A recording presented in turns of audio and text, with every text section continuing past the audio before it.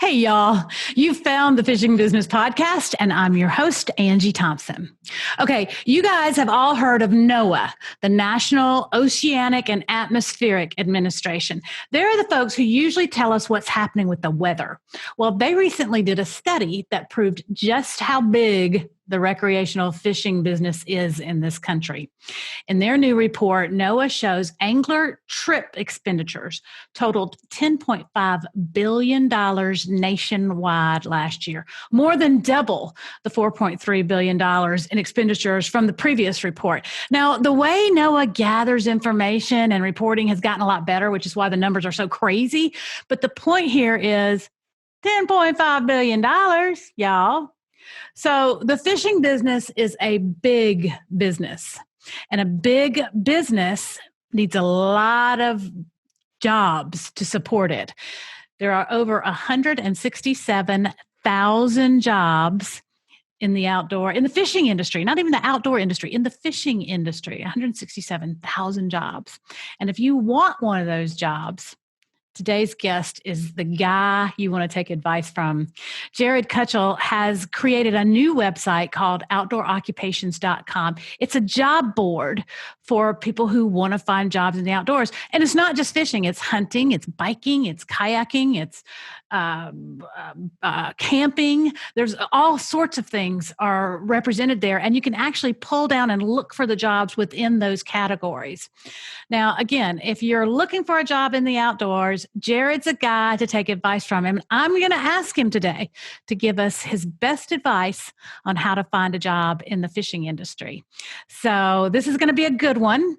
If you found your way here to this podcast, you're probably excited about the opportunity to find a job in the fishing or the outdoor industry, and I want to help you. So here we go, y'all.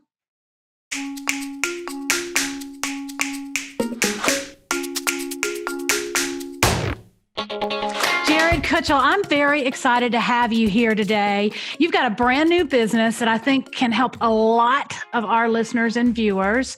Why don't we start by you just telling me what you're doing right now and what all that means? Yes, I started Outdoor Occupations last year. It is a job board for the outdoor industry. So very much like Indeed or Monster, but focusing on the outdoors, outdoor recreation. That's hunting, fishing, firearms, camping, biking, outdoor recreation in general. There's about maybe 7 to 8 million people that work in the outdoor recreation industry in the U.S. Isn't that amazing?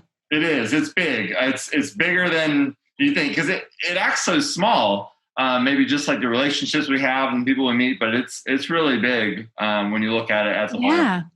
And what a very needed service that you're providing. There's a lot of people that can benefit on both sides from what you're doing.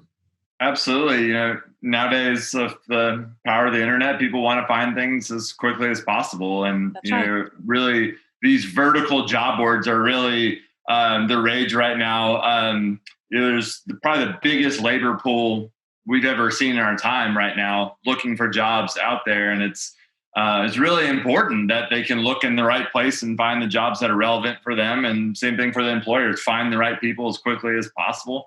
And it's really kind of a blessing in disguise right now that I started this business. And there's so many people that, either want to get in the outdoor industry or they're looking for their next opportunity to grow themselves and grow their career and find the next company to work with.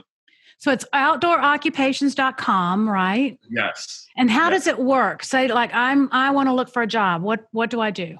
You go on the website and you click the search for the topics that interest you. So if, for example, you're big into marketing, you can search for marketing jobs specifically. You can look at marketing jobs in the fishing industry. You can look at firearms and hunting. And so on, and really kind of focus on what your specialty is. And it works as the employers and recruiters will post those jobs on there. How do you reach the employers? How did they know to come to you? A lot of different ways. Old-fashioned sales and networking is a big part of it. Search engine optimization is probably one of the most important tools I could ever imagine, as far as really just, creating that web online of keywords and such. People are already searching for these jobs, before my business started, and really the fishing, hunting, and the outdoor industry hasn't had very many job board marketplace services to begin with. So there's tens and tens of thousands of people that are actively looking for these jobs. It's just kind of creating the right keywords and such to bring those people in, and with the power of Google and search engines, they find me. That's a big part of it. That's great. And, I just love that. It's such a great American success story. It's like a need was there, there was a void, and you filled it. And you really have a great background for being the guy to fill that void. You've had an interesting career so far. Tell us about some of the things that you've done. Yeah, it's, and they all kind of work together, like you said. So, really started out in retail. I think it kind of gets a bad rap, for, right out of college, I got a job at Dick's Sporting Goods. I think I was making $10 an hour in the lodge, the outdoor section. So fishing, hunting, selling firearms, sold hundreds and hundreds of kayaks. We were close to the Chattahoochee River, north of Atlanta. Oh my goodness, sold so many, but learned a lot, right, about the products of the outdoors. Really, truly, so many people in the outdoors get their start from retail. It's a great point of entry, and there's so many paths you can go from there, and just the knowledge that you get. But I also I graduated up to Bass Pro Shops after that, and I wanted to work in fishing, but I was told, I interviewed with them and I for fishing and also for hunting. And I talked to the hunting manager, and he's like, all the fishermen work in hunting. He's like, that way during the busy fishing season, we get to go fishing, not be at the store working. And I like that. It was, something outside of my main skill set. I've been, obsessed with fishing my whole life. It was kind of nice to be on the hunting side for a little bit. So in 2012, I started working with the Bass University. So it's one of the Iaconelli's companies, also a co-owner is Pete Glusek. Shout out to Pete. And that was really one of my best opportunities. I was a year out of college, and it was the opportunity for me to really roll my sleeves up. And they gave me a bunch of exciting projects, one being Bass University TV, which was just an idea at that time. It's a booming bass fishing education business now, and really allowed me the opportunity to just chase some projects, and kind of very similar to kind of what I'm doing now, where I just had a kind of blank slate in front of me of the concept and challenge, and completed that. And I after 3 years, I found one of my fishing buddies who is the only person I've ever met who talks more about bass fishing than I do.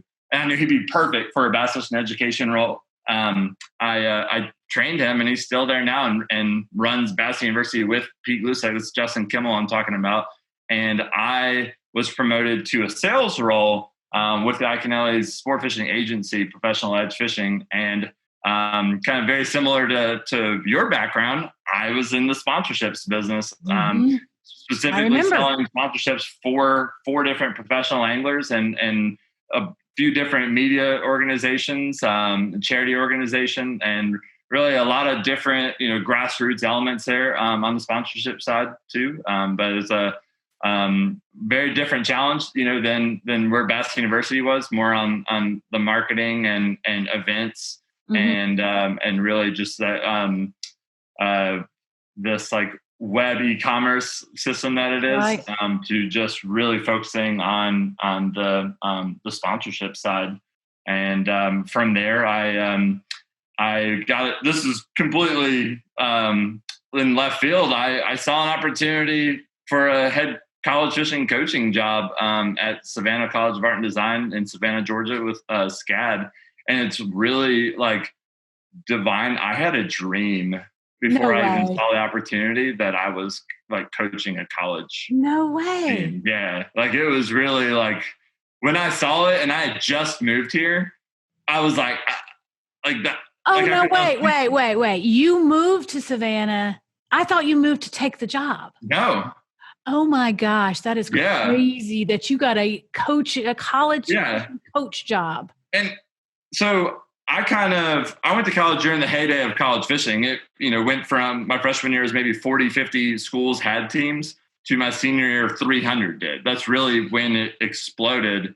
And I helped start my college team then. So that's been part of my DNA for a long time. And I've been saying for years, to that point, I've been saying that I wanted a coaching opportunity. And, I kind of originally just thought it was a volunteer thing that I would do. And let alone, find a college program that had the most sophisticated resources college fishing had ever seen. And, that was really a unique opportunity. But, ultimately for years, I've been wanting to do something entrepreneurial. And, that's how my mindset works. I'm always thinking of ideas and really just solutions to problems and how I can apply that with my passion of fishing in the outdoors. And that's where I am today. It's exciting to finally be able to take that step. I have so much experience behind me and so many skills that I've learned. And very fortunate for those. But I'm excited because they're all working together now. Yeah, that's right. Incredible. And attaboy, that's awesome that you went for it. And listen, I tell people all the time, if you're an angler, you're an entrepreneur. Oh, for sure. If you're trying to make money fishing, you're an entrepreneur and you own your own business. And you obviously have those skills because you're killing it already. But listen, hey, we're going to take a really quick break and then we're going to come back and you're going to hear more from Jared Kutil with Outdoor Occupations. If anybody can help you find a job in the outdoors, this is the guy.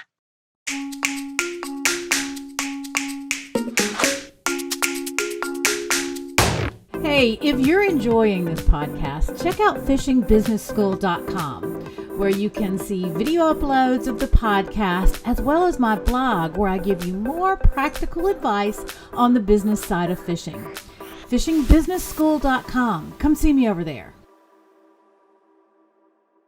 We're back on the Fishing Business Podcast with Jared Kutil from OutdoorOccupations.com. It's an outdoor job board. That's the easiest way for me to say it. If you're looking for a job in the outdoors, this is where you can go, upload your information, find available jobs, and recruiters and companies that are hiring can also find you. Did I say that right, Jared? Absolutely. Yes. Perfect. Awesome. All right. So where you grew up in Georgia? No, I did pick up the accent there though. So I was born in Grand Rapids, Michigan. Not too far north of Van Dam country. Yeah. But yeah, I grew up there. Grew up fishing. Probably started soon after I could walk. A little bit of bass fishing, bluegill fishing, just kind of the traditional. Bobber and worms. I saw a bass boat kind of zoom past us throwing a spinnerbait, and I was just like, "What is that guy doing?" And just naturally had that curiosity to learn more. But really, it was my family moved to the Atlanta area, and kind of quickly the people that, and the rest of my life is like this. The people that also fish are kind of rednecks or very southern country people, and the southern accent is very rednecks. very very contagious, and really even so on going to college and now I kind of live closer to South Georgia. A lot of my friends are from South Georgia, and it's even more noticeable. But no, I've been down here for almost 20 years now. Oh my gosh, I can't believe that. So let's talk again. We talked before the break about you being a coach at the Savannah College of Art and Design. I don't know if they still call it that. I think I'll refer to it as SCAD, which I was amazed. I was amazed that they had a college fishing team because they're known as an art and design and internet type school, which some of their majors just blow me away. You can get a major in user experience. Oh yeah, they're very much on the leading edge of what they want to have degree programs that match the jobs that employers are actually hiring for. At the same time they released that major, they also had one for fragrance. Fragrance, oh, perfect! I love that. Think of that industry. Yeah. No, right? You're right.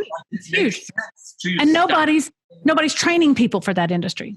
Exactly. There's actually a social media major, not marketing, not advertising, just social media. So almost kind of like a trade school, right? Yeah. Yeah. But just kind of making it to, this leading edge creative side. Right. But, for fishing, they're very interested in lifetime sports. And you're seeing this more as fishing has become more and more popular with other colleges and universities. They're looking at other sports and programs that the student can be involved with throughout their whole life. The university just sees a lot more participation with that student, as they become alumni and so on. And it's just a lot more valuable, for the university in the long run. Agreed. I couldn't agree more. And then yourself, having a skill that you can use your whole life. I mean, it's a phenomenal thing. Yeah, absolutely. That's the great thing about fishing. Your knees don't go out. Now, sometimes your back might give you some. Yeah. But if you're not careful, your great elbow, you got to do the That's right. So how did the idea for outdoor occupations come? How did that come along? Out of frustration, honestly, just continuing to look for something that didn't exist. Like I never really thought of it as a business venture ever. I mean, and this goes back to 2011. I graduated college. I looked for it, right? Like every time that I was in my life that I was looking at jobs in fishing or the outdoors, I was looking for a website, a job board like this, and it just didn't exist. There's a couple similar ones, but not to the scale that I'm trying to accomplish now and really tie in all of outdoor recreational segments together. And kind of talking to employers now, they may not find someone who has the exact passion of fishing or hunting, but it's, as long as it's related or just this general outdoor passion, they can, they can train someone on the rest. Oh, yeah. Sometimes just having that outdoor passion just kind of makes that person more productive and, genuinely interested in their business. And they find a lot of lifetime employees and, long time employees through that. But no, it's just, like I said, I probably had to tell myself 100 times that, I kept looking for it, and I'd think about it, and I kept looking for other ones. I'm like, no. Like I just kept coming back to it. And when I finally realized that my background really aligned well with it, then I jumped on it. I jumped. That's awesome. Yeah. Okay, so if someone is watching this and they really want to get a job in the outdoors industry somehow, what are a couple of things a young person can do to make themselves more, attractive as a candidate in the outdoor industry? I think, first impressions are incredibly important. And some of the things that you can do to kind of bolster that first impression, your resume is really the item that makes the first impression in today's era, where you're submitting a resume, you find a job that you like, you submit a resume, cover letter as well. Those are really the first things that, an HR manager or recruiter is going to see. And making sure that, that's presented cleanly. It's presented, it really needs to be tailor-made to the job description and the company. Right. And that's really been a big key to my success with past jobs is, one, they're a strategic fit, or, my skills and what they're looking for are a fit, but being able to communicate that. It's very similar to what you and I have both done in the sponsorships world. And, being able to, communicate to a company, a campaign, a message, and show them, we're dot connectors essentially. Right. And it's, extremely important to make sure that your message is custom. And really, there's so much flack out there nowadays, and so many people looking, like I said, recruiters that I talk to may sift through hundreds of applicants for one position. And, if they don't see what they're looking for real quick, you might kind of get lost there. So really trying to very competitive to work on that. And also, I'd say have amazing references if possible. And it's, that's been a big part of it. You know what I mean? If someone doesn't know you and they're interviewing you and they may know your references or are able to gather some credibility from your references, I mean, that's gone a long way for me and a lot of my friends as well. Absolutely. I'm smiling because it seems like on almost every episode of this podcast, relationships comes up. Yeah. The word relationship, it's so important in this industry. I don't know if it's like that in every other industry, but in this industry, it's everything. It is. You know, people want to make sure that someone's going to do what they say they're going to do. And it does seem like everyone knows everyone, or, you know what I mean? Like, everyone has that mutual connection, and it is nice that, and that happens so much, that, they'll call and check and it's funny. It's almost every single time that an employer has called my references, they end up talking for like an hour. These are people who have never met before. Right. Okay. Well, let me ask you this though. What if I'm Angie Thompson. I am in Alabama where I grew up, and I don't have any industry relationships. So are we saying I'm out of luck? I'm not going to find a job?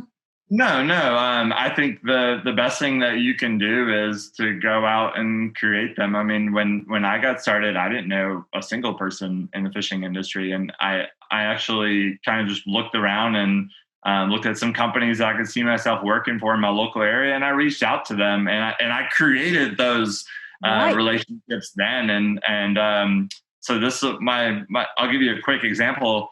It was Sid from Spro. I don't know if you know Sid Reeves, who's a national sales manager over there. I just reached out. I lived in the area, and he said they weren't hiring, but we went out to lunch, and we actually went out to lunch several times, and it was really awesome just because I got to pick his brain and learn so much. And he's still a close friend. Talk to him all the time. See him at every event I go to in fishing, and it's really, you have to start with one. So that's what my recommendation is.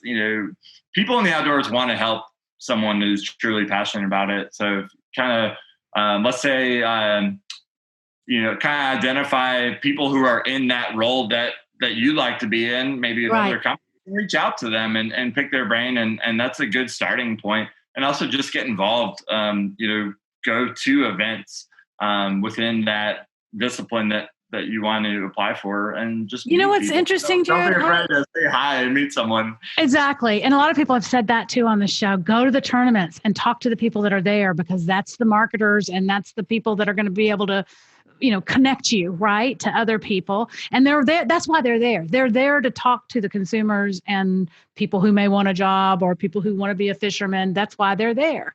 I don't think you can be afraid to do these things, like calling someone up and saying, hey, I'm trying to get my start. Can you help me? Most people will accept lunch. Yes, that's right. That's right. That's a big one. I send out in my newsletter all the time. In my newsletter, I say, I want to hear from you. Write me back. And I'm so amazed at the few people that actually take me up on that, because I think if I was in the position of trying to figure things out and there was somebody that knew as much as I do saying, hit me back, I'd be hitting them back, Absolutely. But it's funny, because like I said, this industry, everybody or a lot of people are still very accessible, and they do want to help. Everybody, in my opinion, seems to want to help everybody else. So don't be afraid, you guys listening, don't be afraid to call someone up and say, can you give me some advice, or can I buy you lunch, or can I buy you breakfast? Sometimes breakfast is better. Absolutely. And social media can be a great way to meet these people too. LinkedIn would probably be the most powerful one there is. So let's talk about that, because that was another thing on my list to ask you about. I have friends of the college age who actually create different social media identities for themselves when they're in the job market, because they want to be perceived a certain way. How do you think social media, how important is your social media presence to finding a job? I don't think it's not like you don't have to have one, but if you do, that employer is going to look at you 100%. With especially like anything that I've had in the last several years, yes, those employers absolutely looked me up. The coworkers, and that's a big thing. A lot of fishing companies are very small. They want to make sure, like, the hiring decision is a team decision of their entire team, That's and right. they will all look at you and just see, is this somebody that I could see myself working with, right? Or we can see ourselves working with. So, they're going to check you out. For fishing, sometimes they want to make sure you have some credibility as an angler. Not always, but that can occur. That can. So It I can would be a just plus for you. be clean. If your mother wouldn't like it, I probably wouldn't keep it on there. That type of thing. But Right. I wouldn't say having like a huge social media presence is required, but it definitely can help though. But we don't want to, we probably, I've hired and fired people. If all we see are party pictures, it might give us a little bit of might be a little bit of a red flag, or if all we see are political rants, we might have a little bit of a red flag. Hiring someone is so tricky because, especially when you have a close-knit group of people that work together, you're taking such a big risk that they're going to fit your culture and that everybody's going to like each other, because that's such a big, important piece of being successful, right? And so your social media needs to tell your story in a way, I think, that somebody can kind of understand who you are. Absolutely. Very, very, very critical. Yeah. Okay. Gotcha. Are there seasons, better times of the year to be looking for an outdoor job than others?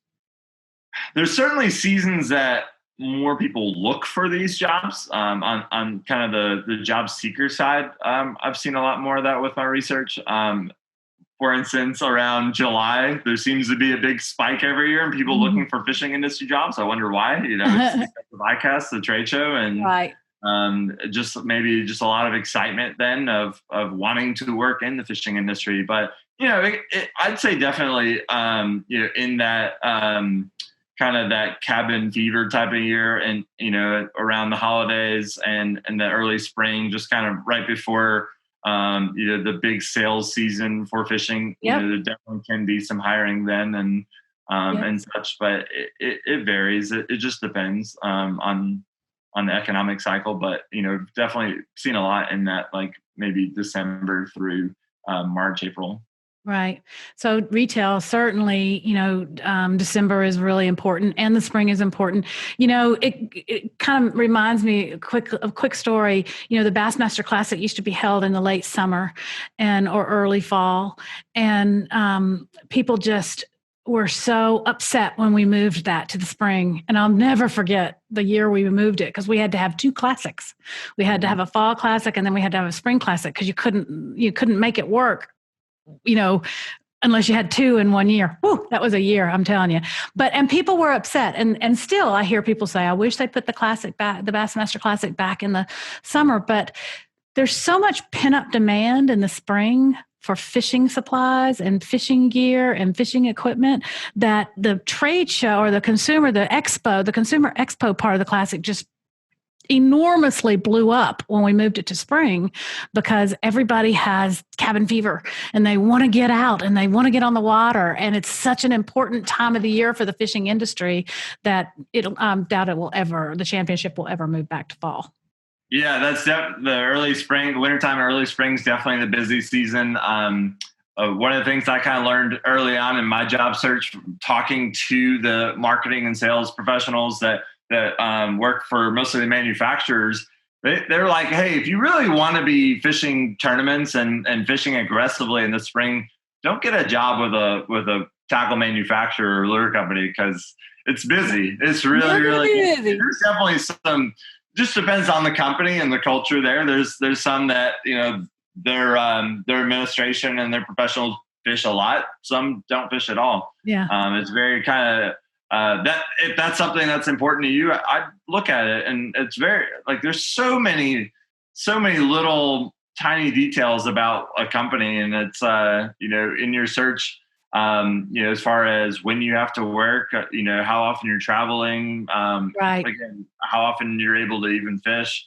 That's why it's so important to reach out to people at these companies and interview them, talk to them, and find out what it's like. Right. There's so many people that get a job and then realize how horrible it is, and it's when you're doing an interview, you need to be interviewing them too. Right. That's right.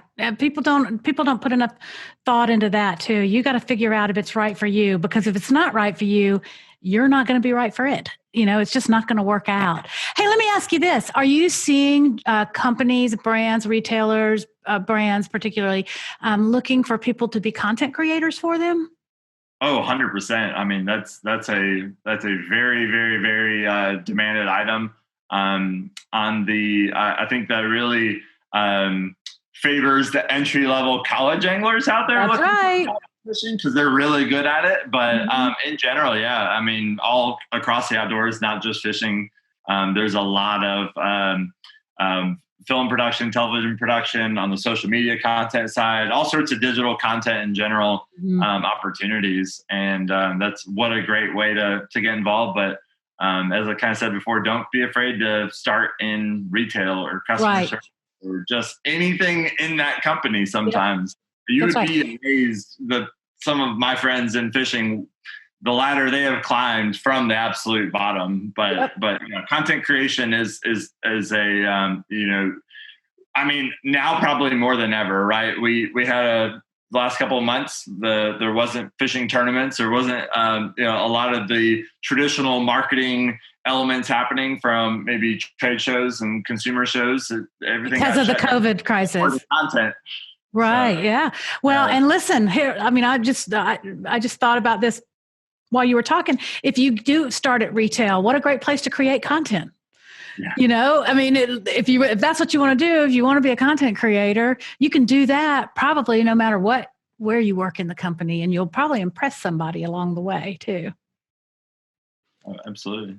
All right, Jared, is there anything is there anything I should have asked you that I wasn't smart enough or I didn't know enough to ask? Oh, I got one. Does it cost the person who is looking for a job? Is there a fee? No, it's completely free. So it's employers pay to list their job, very similar to all the other larger job boards out there, and completely free for the job seekers to apply for jobs, to create a free profile and put information about themselves and their skills and background.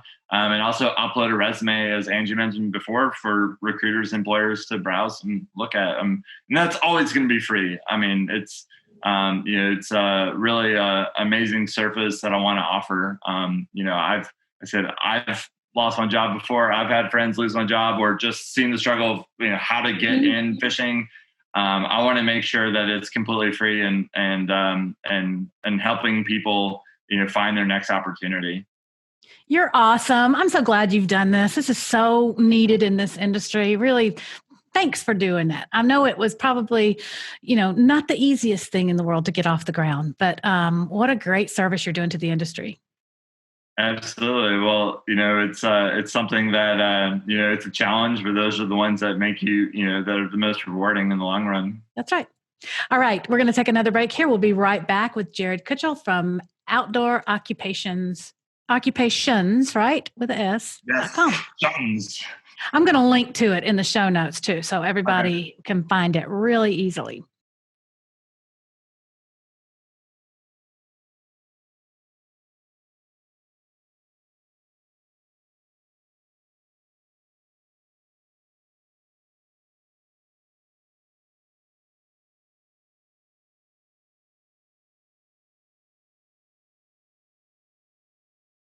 All right, we're back on the Fishing Business Podcast with Jared Kutil from OutdoorOccupations.com, a new service. If you're looking for a job in the outdoors, you can upload your resume there, and companies that are looking to hire people to work in the outdoors are looking for you there. So this is a great, great place to go get involved with if you really want to work in the outdoors. All right, Jared, this is my favorite part of the show. My quick questions here at the end. What was your first car? Chevy Silverado. Oh, wow. Mine was a Ford Pinto. Okay.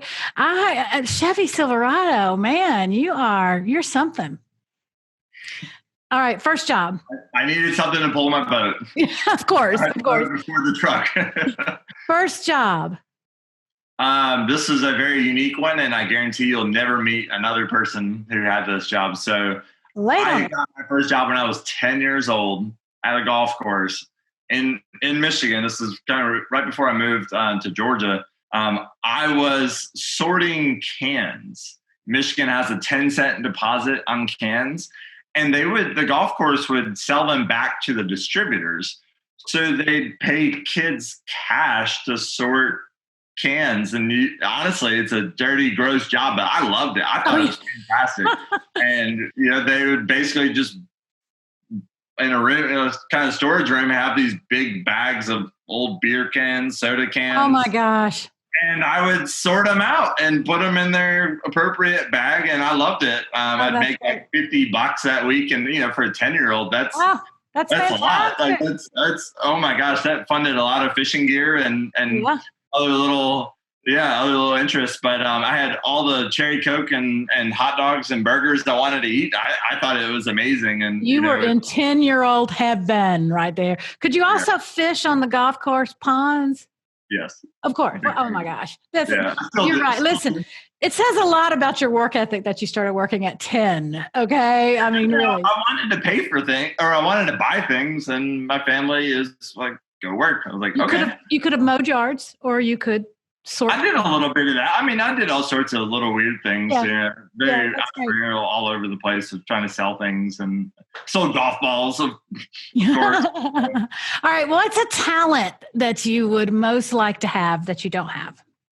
Speak multiple languages. That I think that would just be so awesome to be able to travel around and actually communicate with other people that can't speak English. Do you not speak Spanish at all? Lightly. I mean, I've been around it for a long time, but I don't think I made it past like Spanish 2. And isn't it funny how we're required to take these foreign languages, and none of us seem to retain? I shouldn't say none of us, but many of us just don't retain it.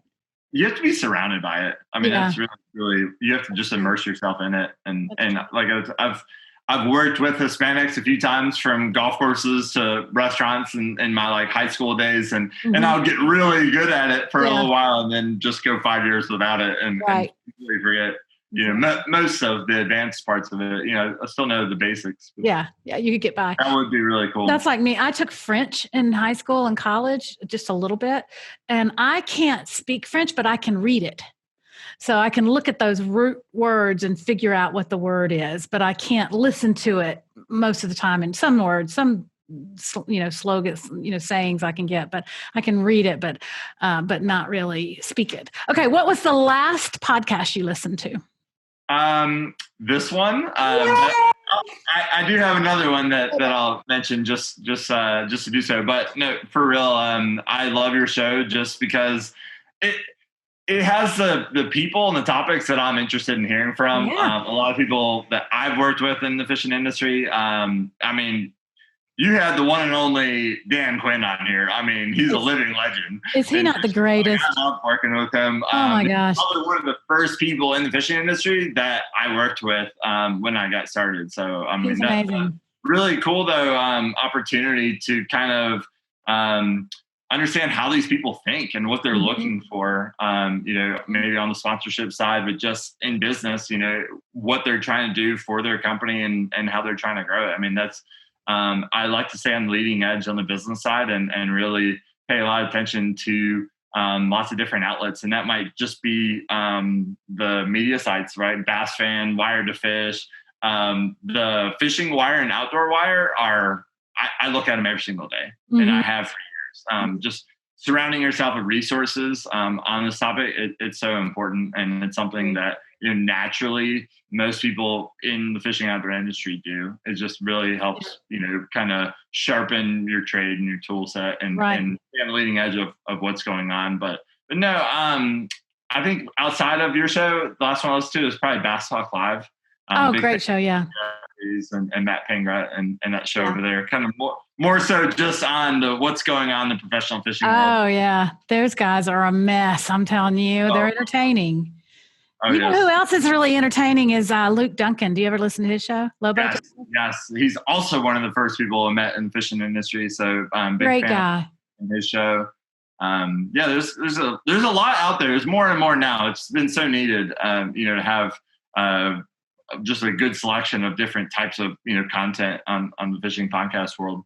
It's funny because I think I wonder all the time, I'm like, am I just a nerd that I think this is so interesting, the business side of fishing? Am I like the ultimate nerd and there's only like 10 of us out there? But I guess from the feedback that I get, I think more people are interested in it than I thought.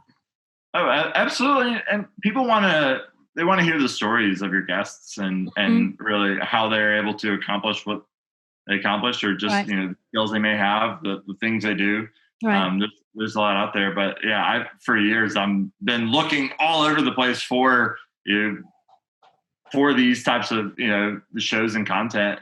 Real quick shout out, I found one a few years ago anchored by April Vokey, has an episode on Gary Loomis and how he built G Loomis. Oh, and wow! It's one of the best stories I've ever heard of starting a fishing company, and it basically he could make the tools, like he could make the machines to build the graphite rods. Mm-hmm. Like that's how he was on the leading edge for so long, is he could make better rods than anyone. Yeah. It wasn't that, he could just assemble other parts that are already made. He was actually making them and became a pioneer of graphite and graphite technology, even for the golf industry. Wow. And that's kind of, like I said, for fishing podcasts, that's really what I like to look for. Well, I'll tell you what, send me the link to that. I'll put that link in the show notes too, so people can easily find what we're talking about here.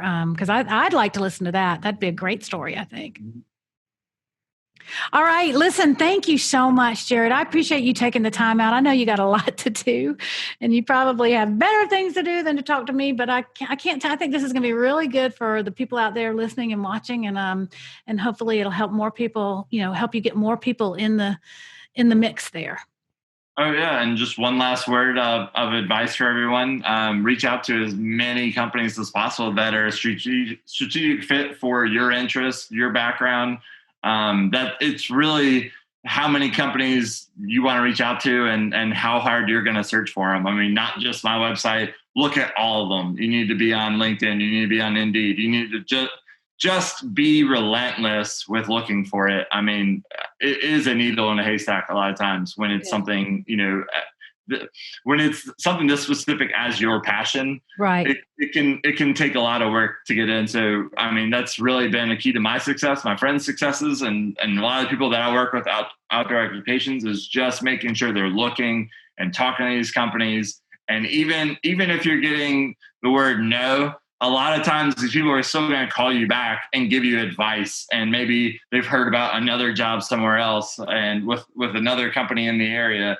I mean, it's a very connected world of relationships in fishing. So just creating that dialogue by talking to these companies and if you're having a hard time figuring out, what companies, just go to Tackle Warehouse, see who the manufacturers are. Yeah.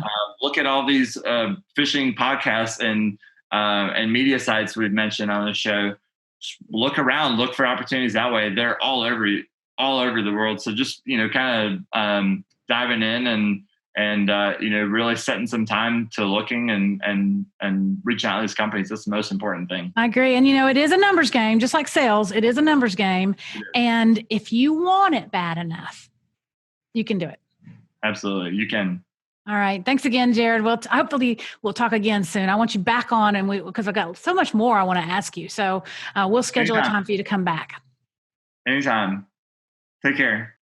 Hey, now that was some solid advice from Jared on how to put yourself in the best position to find a job in the outdoors industry. Here's my 3 key takeaways from the conversation. Have a sharp resume. This seems like it shouldn't even need to be said, but I think we sometimes forget how important this is. Make sure your resume presents your skills and talents in the best light so that an employer can get a good sense of how you can contribute.